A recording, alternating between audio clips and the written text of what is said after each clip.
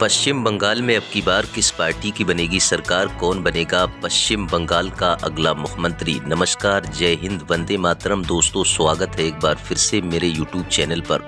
दोस्तों, आज हम आपके बीच लेकर पहुंचे हैं पश्चिम बंगाल में होने वाले 2026 का सबसे ताज़ा और चौंकाने वाला सर्वे, जिसके नतीजे काफ़ी चौंका देने वाले हैं।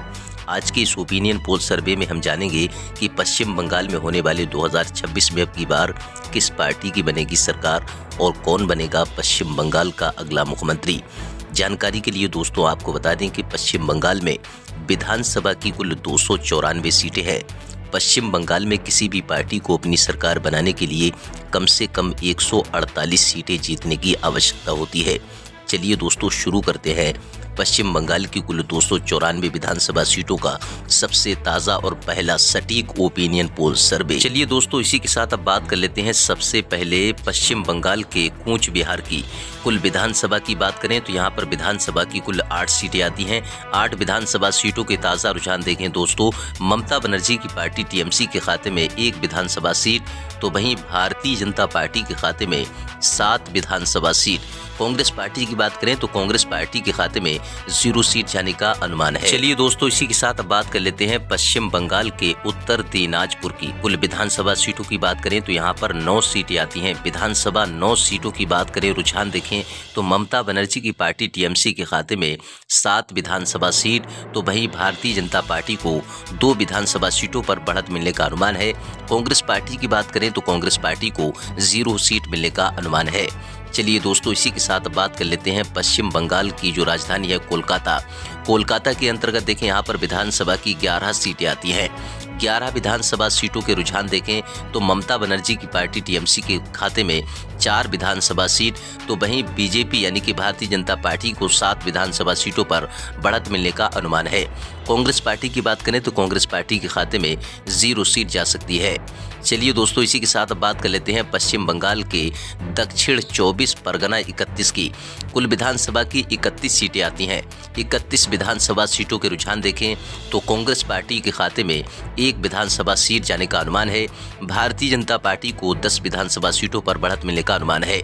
ममता बनर्जी की पार्टी टीएमसी की बात करें तो टीएमसी के खाते में 20 विधानसभा सीटों पर बढ़त मिलने का अनुमान है। चलिए दोस्तों, इसी के साथ बात कर लेते हैं पश्चिम बंगाल के जलपाईगुड़ी की कुल विधानसभा सीटों की बात करें तो यहाँ पर विधानसभा की 8 सीटें आती हैं। 8 विधानसभा सीटों के रुझान देखें तो ममता बनर्जी की पार्टी टीएमसी को 0 सीट मिलने का अनुमान है। भारतीय जनता पार्टी के खाते में जलपाईगुड़ी की कुल 8 विधानसभा सीटों पर देखें तो यहाँ पर बीजेपी को 8 विधानसभा सीटों पर बढ़त मिलने का अनुमान है। कांग्रेस पार्टी के खाते में भी 0 सीट जाने का अनुमान है। चलिए दोस्तों, इसी के साथ बात कर लेते हैं पश्चिम बंगाल के दार्जिलिंग की कुल विधानसभा सीटों की बात करें तो 5 सीटें आती हैं। 5 विधानसभा सीटों के रुझान देखें तो कांग्रेस पार्टी और टीएमसी को 0 सीट मिलने का अनुमान है। भारतीय जनता पार्टी के खाते में 5 विधानसभा सीट जाने का अनुमान है। चलिए दोस्तों, इसी के साथ बात कर लेते हैं पश्चिम बंगाल के नादिया जिले की कुल विधानसभा सीटों की बात करें तो 15 सीटें आती हैं। 15 विधानसभा सीटों के रुझान देखें, ममता बनर्जी की पार्टी टीएमसी को 4 विधानसभा सीटों पर बढ़त मिल सकती है। तो यहाँ पर अगर देखें भारतीय जनता पार्टी को 11 विधानसभा सीटों पर बढ़त मिलने का अनुमान है। कांग्रेस पार्टी की बात करें तो कांग्रेस पार्टी के खाते में 0 सीट जाने का अनुमान है। चलिए दोस्तों, इसी के साथ अब बात कर लेते हैं पश्चिम मेदिनीपुर की कुल विधानसभा सीटों की बात करें देखें तो यहाँ पर 15 सीटें आती हैं। 15 विधानसभा सीटों के रुझान देखें तो ममता बनर्जी की पार्टी टीएमसी को 4 विधानसभा सीटों पर बढ़त मिलने का अनुमान है। तो वहीं भारतीय जनता पार्टी को 10 विधानसभा सीटों पर बढ़त मिलने का अनुमान है। कांग्रेस पार्टी की बात करें तो कांग्रेस पार्टी के खाते में 1 विधानसभा सीट जा सकती है। चलिए दोस्तों, इसी के साथ अब बात कर लेते हैं पश्चिम बंगाल के पुरुलिया जिले की कुल विधानसभा सीटों की बात करें तो यहाँ पर 9 सीटें आती हैं। पुरुलिया जिले में विधानसभा की टीएमसी को 0 सीट मिलने का अनुमान है। कांग्रेस पार्टी के खाते में भी 0 सीट जाने का अनुमान है। पुरुलिया जिले की कुल 9 विधानसभा सीटों के रुझान देखें तो 9 की 9 विधानसभा सीटें यहाँ पर भारतीय जनता पार्टी को बढ़त मिलने का अनुमान है। चलिए दोस्तों, इसी के साथ बात कर लेते हैं पश्चिम बंगाल के बीरभूम जिले की कुल विधानसभा सीटों की बात करें तो 11 सीटें आती हैं। 11 विधानसभा सीटों के रुझान देखें, कांग्रेस पार्टी को 0 सीट मिलने का अनुमान है। भारतीय जनता पार्टी को 5 विधानसभा सीटों पर बढ़त मिलने का अनुमान है। ममता बनर्जी की पार्टी टीएमसी की बात करें तो टीएमसी के खाते में 6 विधानसभा सीट जाने का अनुमान है। चलिए दोस्तों, इसी के साथ बात कर लेते हैं पश्चिम बंगाल के पूर्व मेदिनीपुर की कुल विधानसभा सीटों की बात करें तो 16 सीटें आती हैं। 16 विधानसभा सीटों के रुझान देखें तो ममता बनर्जी की पार्टी टीएमसी को 9 विधानसभा सीटों पर बढ़त मिल सकती है। भारतीय जनता पार्टी के खाते में 7 विधानसभा सीट जाने का अनुमान है। कांग्रेस पार्टी के खाते में 0 सीट जाने का अनुमान है। दोस्तों, पश्चिम बंगाल की कुल 294 विधानसभा सीटों में से 138 विधानसभा सीटों के रुझान जो निकल कर आ गए हैं। अगर देखें तो ममता बनर्जी की पार्टी टीएमसी 55 विधानसभा सीटों पर, भारतीय जनता पार्टी 81 विधानसभा सीटों पर और कांग्रेस पार्टी 2 विधानसभा सीटों पर बढ़त बनाती हुई नजर आ रही है। चलिए दोस्तों, इसी के साथ बात कर लेते हैं पश्चिम बंगाल के बाकुंडा जिले की कुल विधानसभा सीटों की बात करें तो यहाँ पर विधानसभा की 13 सीटें आती हैं। 13 विधानसभा सीटों के रुझान देखें तो यहाँ पर भारतीय जनता पार्टी की बहुत अच्छी बढ़त यहाँ पर देखने को मिल सकती है। जैसा कि टीएमसी को 0 सीट, कांग्रेस पार्टी के खाते में 0 सीट जाने का अनुमान है। 13 विधानसभा सीटें भारतीय जनता पार्टी के खाते में जाने का अनुमान है। चलिए दोस्तों, इसी के साथ बात कर लेते हैं पश्चिम बंगाल के मुर्शिदाबाद जिले की कुल विधानसभा सीटों की बात करें तो 22 सीटें आती हैं। रुझान देखें 22 विधानसभा सीटों के तो टीएमसी के खाते में 15 विधानसभा सीट जाने का अनुमान है। तो वहीं भारतीय जनता पार्टी को 6 विधानसभा सीटों पर बढ़त मिल सकती है। कांग्रेस पार्टी की बात करें देखें तो यहाँ पर कांग्रेस पार्टी के खाते में मात्र 1 विधानसभा सीट जाने का अनुमान है।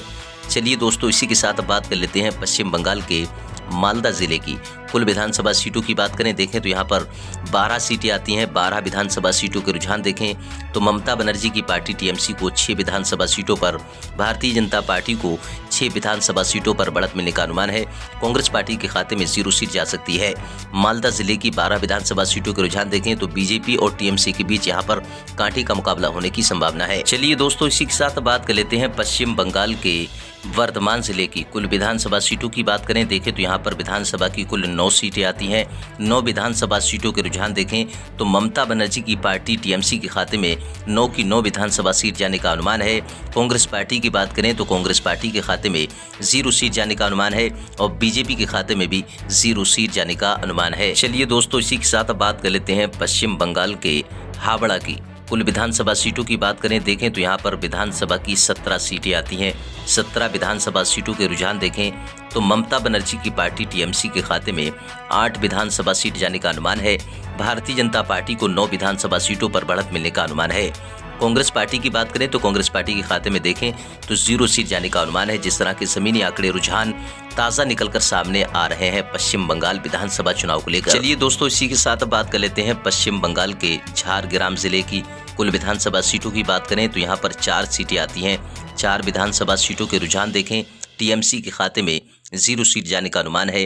भारतीय जनता पार्टी के खाते में चारों की चारों विधानसभा सीटों पर बढ़त मिलने का अनुमान है। कांग्रेस पार्टी के खाते में 0 सीट जा सकती है। दोस्तों, पश्चिम बंगाल की कुल 294 विधानसभा सीटों में से 249 विधानसभा सीटों के रुझान देखें जो निकल कर आ गए हैं।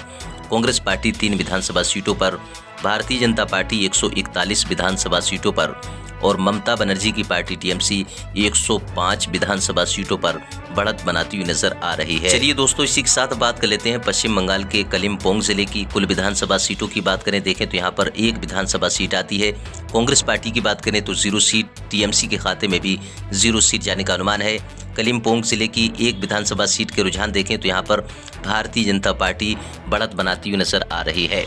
चलिए दोस्तों, इसी के साथ बात कर लेते हैं पश्चिम बंगाल के दक्षिण दिनाजपुर की कुल विधानसभा की 6 सीटें आती हैं। रुझान देखें 6 विधानसभा सीटों के टीएमसी के खाते में 3 विधानसभा सीट, भारतीय जनता पार्टी के खाते में 3 विधानसभा सीट जाने का अनुमान है। कांग्रेस पार्टी के खाते में 0 सीट जाने का अनुमान है। दोस्तों, दक्षिण दिनाजपुर की कुल 6 विधानसभा सीटों के रुझान देखें तो टीएमसी और भारतीय जनता पार्टी के बीच यहाँ पर कांटे का मुकाबला होने की संभावना है। चलिए दोस्तों, इसी के साथ बात कर लेते हैं पश्चिम बंगाल के उत्तर 24 परगना 31 की 31 सीटें आती हैं। 31 विधानसभा सीटों के रुझान देखें तो कांग्रेस पार्टी को मात्र 1 विधानसभा सीट मिल सकती है।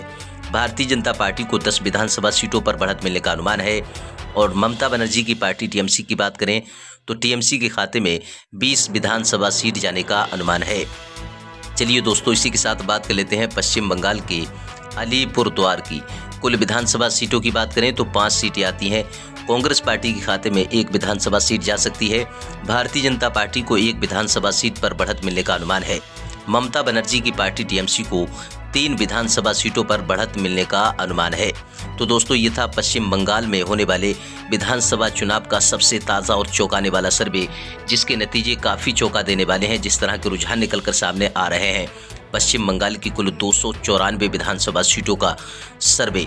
दोस्तों, यहां पर देखें तो ममता बनर्जी की पार्टी टीएमसी 131 विधानसभा सीटों पर, भारतीय जनता पार्टी 156 विधानसभा सीटों पर और कांग्रेस पार्टी मात्र 7 विधानसभा सीटों पर बढ़त बनाती हुई नजर आ रही है। पश्चिम बंगाल में किसी भी पार्टी को अपनी सरकार बनाने के लिए कम से कम 148 सीटें जीतने की जरूरत होती है। पश्चिम बंगाल में अब की बार किस पार्टी की बनेगी सरकार 2026 में? दोस्तों, अपनी राय हमें कमेंट बॉक्स में लिखकर जरूर बताएं।